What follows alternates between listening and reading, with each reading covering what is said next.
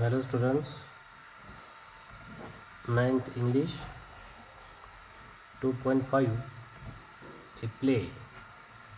A play, it is in Marathi, it is a नाटक.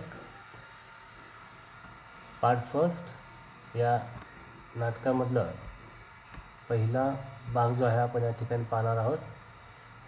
Scene पहा या ठिकाणी कुठं हे नाटक झालेलं आहे, कुठं हा प्ले झालेला आहे त्याचं ठिकाण या ठिकाणी सांगितलेलं आहे. ए किंग्स कोर्ट, राजाचा दरबार आहे, राज दरबार ज्याला म्हणतो आपण.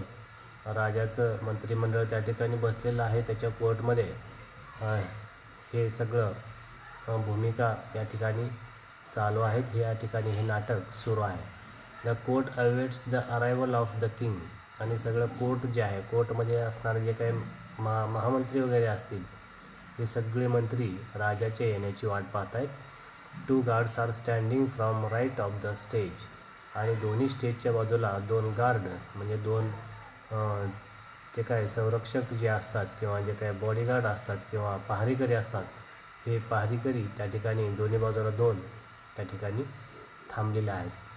First guard to the second guard, पहिला जो पहारेकरी आहे तो दुसऱ्याला म्हणतो बी अलर्ट, जागरूक राहा, तयार राहा. The king is about to arrive, राजा येत आहेत, राजेसाहेब येत आहेत, अशा पद्धतीनं तो दुसऱ्याला अलर्ट करतो.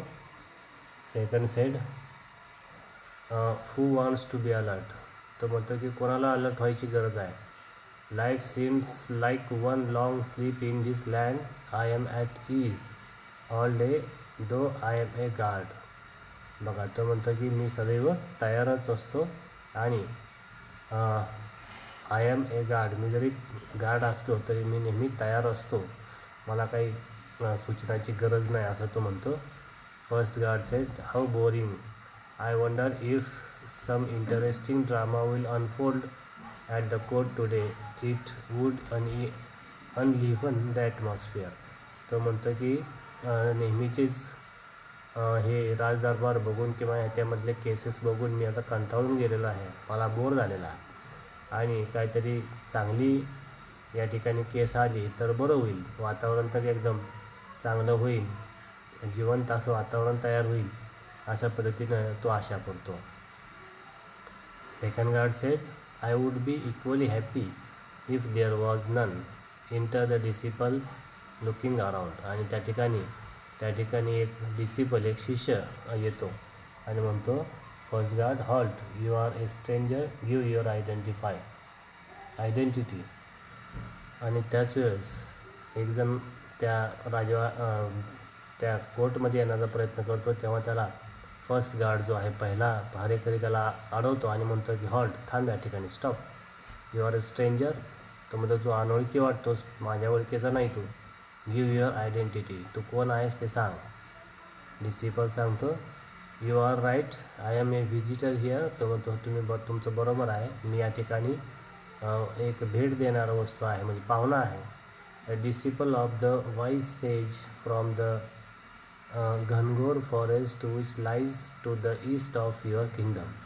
म्हणजे तुमच्या ह्या राज्याच्या पूर्वेच्या बाजूला जे काही घनघोर असं जंगल आहे, दाट असं जंगल आहे, त्या वाईज सेजमधून त्यामधून मी या ठिकाणी आलो आहे, असं तो सांगतो.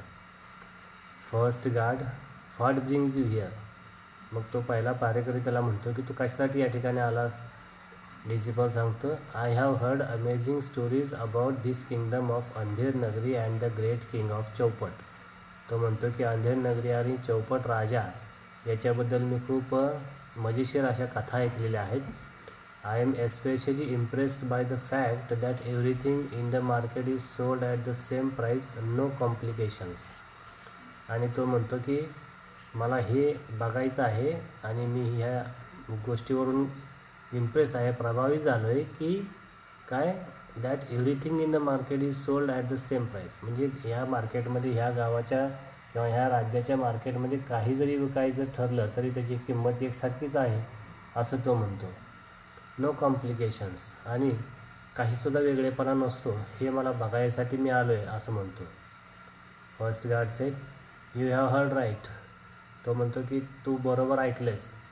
In our land you can buy the most rich and selectable sweets for the same price as an equal measure of vegetables.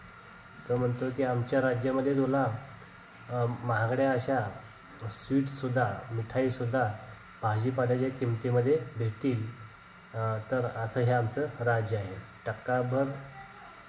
टक्काशेर भाजी, टक्काशेर खाजा. I am quiet happy about it. It makes life easy. आणि तो म्हणतो टक्काशेर भाजी, टक्काशेर खाजा अशी ती एक म्हण आहे. आणि तो म्हणतो की या गोष्टीमुळं आम्ही खूप आनंदी आहोत आणि याच्यामुळं आमचं जीवनसुद्धा व्यवस्थित आरामात चाललेलं आहे. Disciple said, so it would be a good idea to settle in this land. तो म्हणतो की मग मलासुद्धा ह्या राज्यामध्ये येऊन राहायला आवडेल. But first I would like to attend the court today and pay my respect to the mighty king Chaupat. तो म्हणतो की मला आता त्या चौपट राजांचं दर्शन घ्यायचं आहे आणि त्यांच्या कोर्टामध्ये कसं काम चालतं ते मला पाहायचं आहे. त्यांच्याकडं न्यायनिवाडा कशा पद्धतीनं होतो हे मला बघायचं आहे. आणि म्हणून तो म्हणतो की मी राजा येण्याची आणि राजाला भेटण्याची विनंती तो त्या पहारेकऱ्याला करतो. Second guard, you may stand there. तो म्हणतो की ठीक आहे, तू त्या ठिकाणी उभा राहा. पॉइंटिंग आउट, त्याला एक ठिकाण दाखवतो आणि त्याला सांगतो की त्या ठिकाणी तो जाऊन उभा राहा. With those people who are in the Q. आणि जे लाईनीमध्ये उभा आहेत सगळे त्या लाईनीमध्ये जाऊन तो पण थांब. Loud voice back stage. आणि तेवढ्यात बॅकस्टेजमधून स्टेजच्या पाठीमागच्या बाजून आवाज येतो, हिअर यू पीपल. लोकांनो सावधान. Here comes the most noble, most revered, most gracious, most learned king Chaupat of this vast kingdom. Make way for the king, bow to the royal monarch. आणि या ठिकाणी राजाच्या आगमनाची या ठिकाणी काय म्हणतो आपण दवंडी देण्यात येते की राजा येणार आहेत. The king Chaupat arrives. राजा येतो. To the fanfare of bugles and drums and take his place on the throne. आणि राजाच्या येण्याच्या जे काही तुताऱ्या वगैरे असतात किंवा जे काही बँड वाजा जो काही त्याच्या येण्याच्या आगमनाची सूचना देणारं जे काही त्याचं संगीत वगैरे असते, तुताऱ्या वगैरे वाजवलं जातात पाहिजे की नाही, तर ते सगळं वाजवण्यात येतं आणि किंगचं आगमन होतं. Let us the court begin. राजा आल्यानंतर आपल्या सिंहासनावर थ्रोनवरती बसतो आणि म्हणतो की let us the court begin. चला आपल्या आजच्या कार्याला सुरुवात करूयात. Fourth guard messenger. आणि त्या ठिकाणी फोर्थ गार्ड मॅसेंजर जो आहे तो या ठिकाणी येतो आणि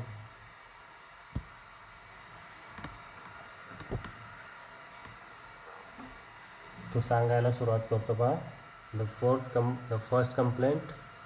तो सांगतो की चला कोणाची कंप्लेंट आहे, कोणाची तक्रार आहे. थीफ, चोर येतो त्या ठिकाणी. आता बघा, rushes forward and wails aloud justice. तो घाईघाईनं पुढे येतो आणि राजाला सांगतो की मला न्याय हवा आहे राजे. हो मोस्ट ग्रेट किंग, हो महान राजेसाहेब, मला न्याय द्या. आय बेग फॉर जस्टिस, मी न्यायाची भीक मागतो. King said, and what is your complaint. राजा विचारतो, सांग तुझी तक्रार काय आहे. थीफ म्हणतो, in this great land of Andher Nagari. अंधेर नगरीच्या या महान अशा राज्यामध्ये, या भूमीमध्ये, my friend and I have been truly hardworking honest thieves. आणि तो म्हणतो की मी आणि माझा मित्र हे प्रामाणिकपणे आणि सत्याच्या मार्गानं आम्ही खूप कष्ट करायचो आणि प्रामाणिकपणे आम्ही चोऱ्या करायचो. बघा, थ्यूज, चोऱ्या करायचो, आम्ही चोर आहोत. All these years we have been true to our profession. आणि इतके दिवस आम्ही प्रामाणिकपणे चोरी करायचा व्यवसाय केलेला आहे. पहा किती गमतीशीर विषय आहे. चोरी करायचं काम तो आम्ही खूप प्रामाणिकपणे आणि इतक्या दिवसापासून करतोय म्हणतो. And what is our reward. आणि आम्हाला काय मिळालं पहा. Last night with great efforts. मागच्या रात्री काय झालं, कालच्या रात्री, की आम्ही खूप प्रयत्नानं we made a hole in the wall of a merchant house. एका व्यापाऱ्याचं दुकान फोडण्यासाठी, घर फोडण्यासाठी आम्ही त्याच्या भिंतीला एक मोठं होल केलं आहे. आणि when all his family were away, आणि त्याच्या घरामध्ये कुणी नव्हतं. My friend peered through that hole into the house, आणि माझा मित्र त्या खोलीमध्ये त्या होलमधून घुसण्याच्या प्रयत्नामध्ये होता. तेव्हा Wien suddenly the wall collapse, आणि ती भिंतीमधून आत घरामध्ये शिरण्याच्या प्रयत्नामध्येच होता तेवढ्यात ती भिंत पडली. And my friend was instantly killed, आणि तो म्हणतो की माझा मित्र जो आहे हा जागेवरच मरून गेला त्या भिंतीच्या खाली सापडून चेंगरून. I have lost my only friend and partner, तो म्हणतो मला एकच मित्र होता आणि तोही माझा पार्टनर होता, माझ्या धंद्यातला, माझ्या व्यवसायातला जोडीदार होता. O king, it is the merchant's faults for living a house with such a weak walls. आणि तो म्हणतो की ह्या आमच्या मित्राच्या जो काय अपघात झालेला आहे तर त्याला तो मर्चंट कारणीभूत आहे, कारण तो अशा एका घरामध्ये राहतो की ज्याच्या भिंती खूपच वीक आहेत, खूपच अशक्त अशा भिंतीमध्ये तो राहतो. हा त्याचा फॉल्ट आहे किंवा हा माझ्या मित्राच्या मृत्यूला हा मर्चंट जबाबदार आहे, अशा प्रकारे तो राजाला सांगतो. बघा, ही अशी विचित्र कथा जी आहे आपल्यासमोर या ठिकाणी मांडली जाते. तर आज आपण या ठिकाणी थांबणार आहोत. तुमच्यासाठी अभ्यास असा आहे की तुम्ही आत्तापर्यंतच्या वाचनामध्ये आलेले जे काही नवीन शब्द आहेत हे नवीन शब्द लिहायचे आणि त्याचा अर्थ इंग्रजीमध्ये आणि मराठीमध्ये शोधायचा आहे. पुढचा भाग जो आहे आपण नंतरच्या तासाला पाहूयात. Okay, thank you.